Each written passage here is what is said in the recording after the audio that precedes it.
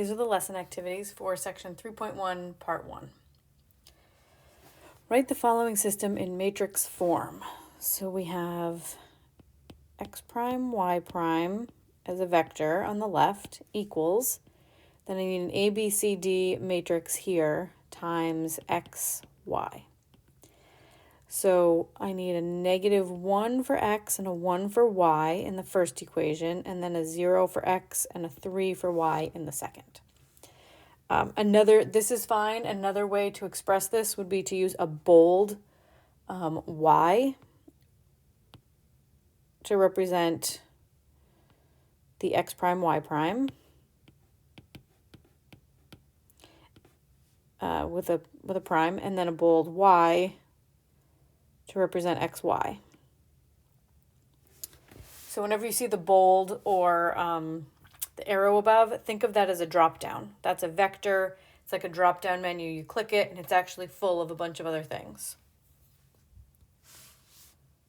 Okay, the linear system represented by the matrix equation, blah, can be represented by two equations. What are they? So this bold y prime, think of it as a drop-down. You click it, and you can see what's in there. It's an x prime and a y prime.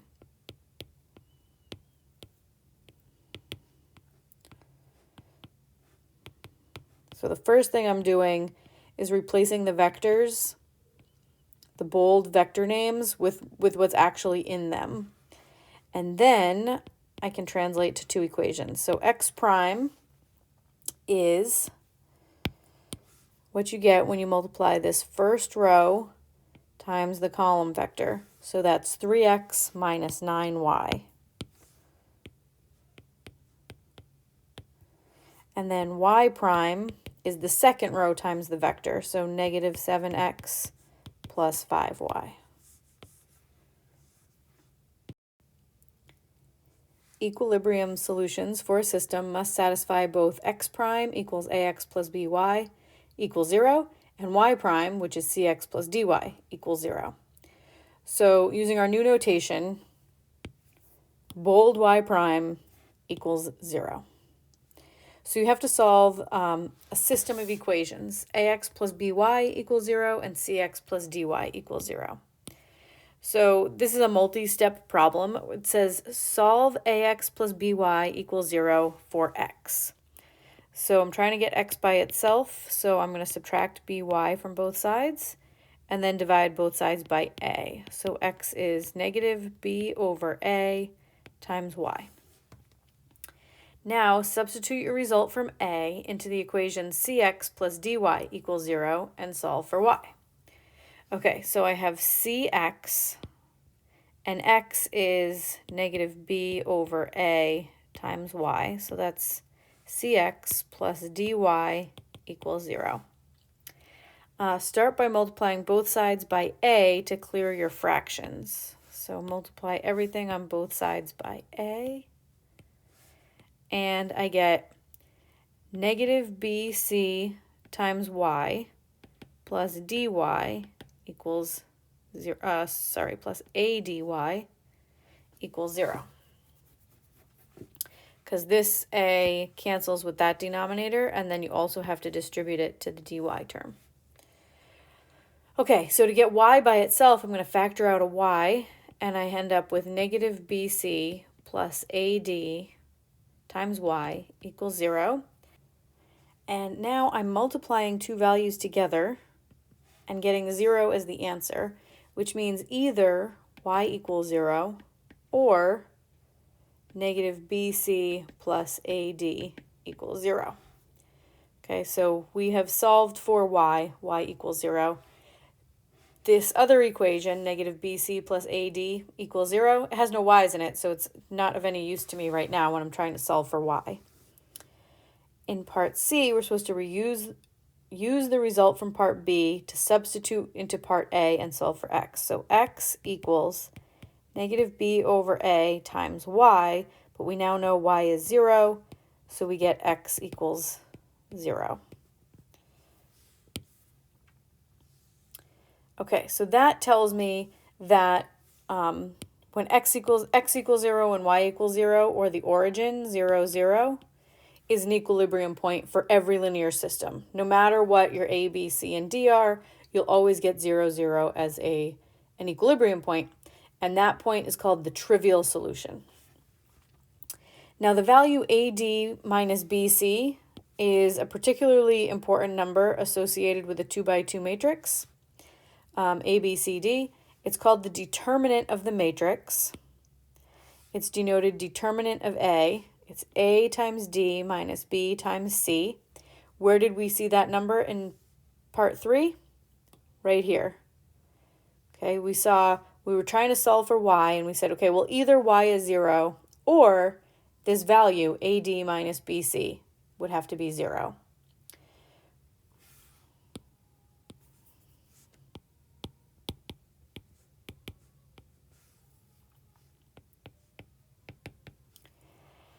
Okay, so our conclusions are that the origin is always an equilibrium point of a linear system. And then the second one is that a linear system would have a non-trivial equilibrium point. The only way you can get a point where y is not 0 is if the determinant of A, which is AD minus BC, is 0, right? Because if we were solving this times this equals 0, the only way you can allow y to not be 0 is if this value is 0. So if AD minus BC is 0, you can have a non-trivial equilibrium point, meaning an equilibrium point that's not just x equals 0, y equals 0. Consider the following Romeo and Juliet model. R prime equals R minus J, and J prime also equals R minus J. Describe how each lover's feelings are changing. That is, how do their own feelings and their lover's feelings influence their own? So Romeo's feelings change in response to his own feelings. So the coefficient on R here is a 1. So Romeo's feelings change in a positive way to his own feelings. So Romeo is spurned on or encouraged by his own feelings of love for Juliet. Right? He likes to be in love. When he falls in love, it just causes him to fall deeper and deeper in love. However, he also responds to Juliet's feelings, but he responds to her feelings in a negative way. So when Juliet falls in love with Romeo, that causes Romeo's feelings to cool.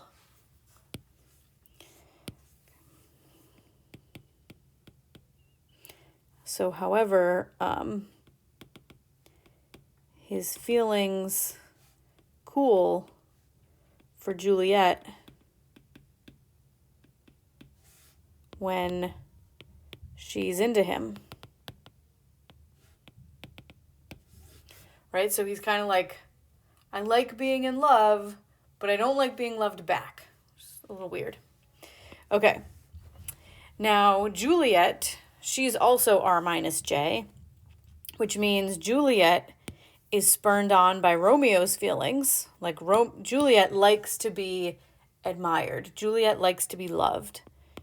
So Juliet is encouraged by Romeo's feelings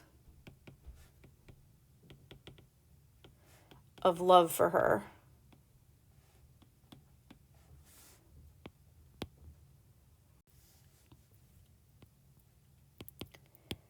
But her own feelings scare her away. Her own feelings cause her to pull back. So Juliet likes to be admired and loved, but when she starts to fall for Romeo, that causes her to pull back. Like maybe that's a little scary. All right, so based strictly off of these descriptions of Romeo and Juliet, do we think these two stand a chance? Why or why not? So Romeo likes to be in love, but doesn't like when Juliet is into him. Juliet likes when Romeo loves her, but her own feelings cause her to pull back. I don't know, it doesn't seem healthy at the least.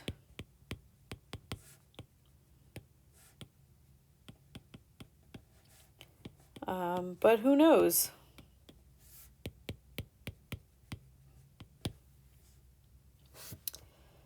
Okay, so we're going to write this system as a matrix equation. So I'm just going to jot down what it was. It was r prime equals r minus j, and j prime also equals r minus j. Okay, so I've got r prime, j prime in a vector equals an a, b, c, d times r, j.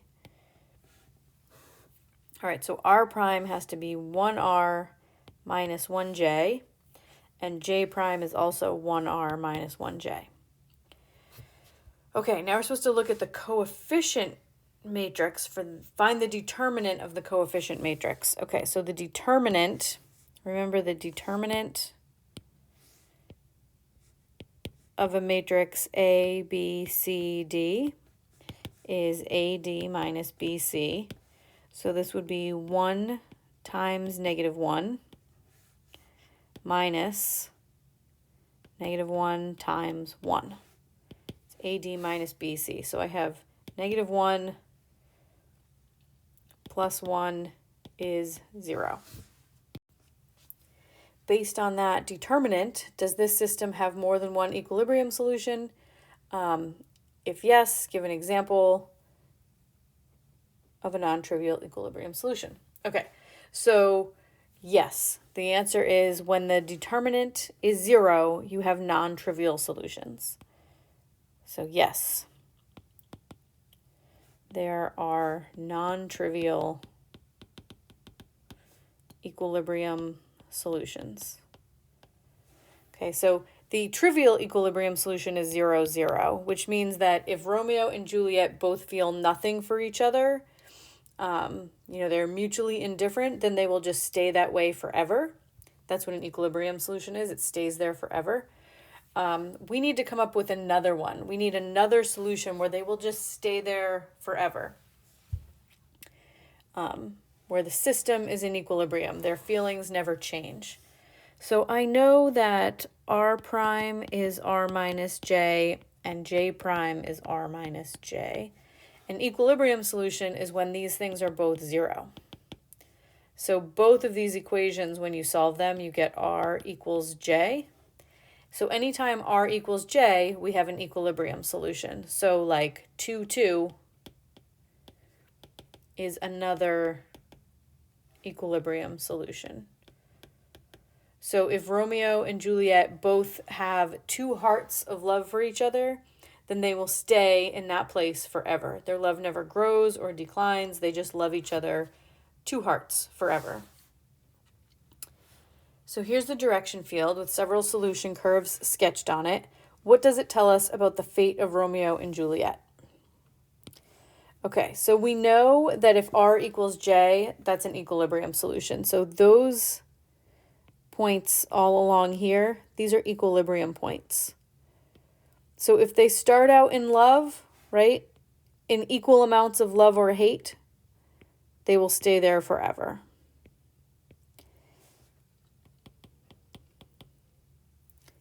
They begin with equal amount of love or hate.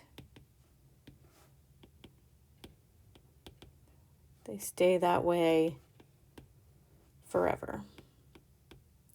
Now, what if they have unequal amounts? So let's see, if we start here, for instance, where Romeo loves Juliet more than Juliet loves him. So Romeo here has about, 3.5 hearts. Juliet has like 1.5 hearts. So if Romeo's love is greater than Juliet's, they fall deeper and deeper in love.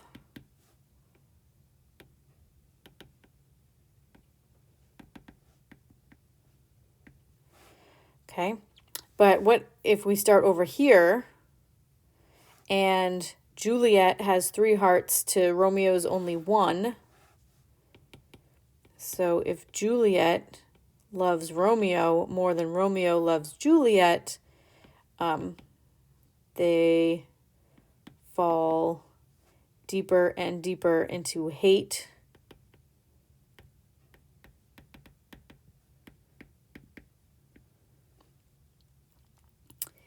And those are all the situations. Okay.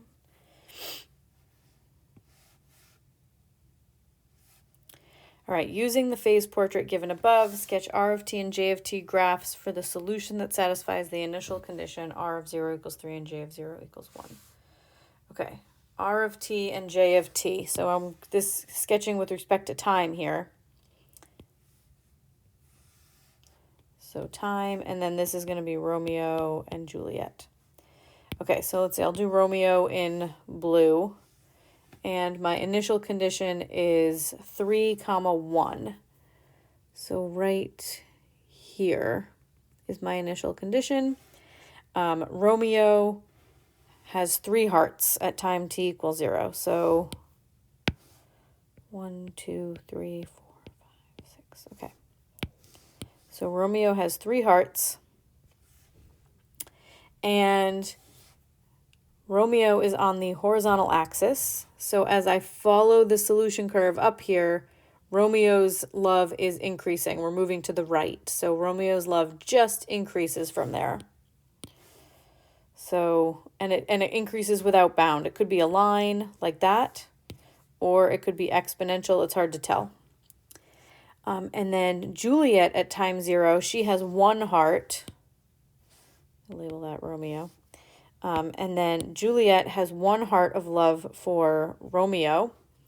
And as we follow the solution curve from this initial point, the Y value is also increasing. That's Juliet's hearts. So Y is also going up, which means Juliet's love is also increasing without bound for all time. So there's Juliet. And Romeo will always love Juliet more than Juliet loves Romeo, but they will be falling deeper and deeper in love forever.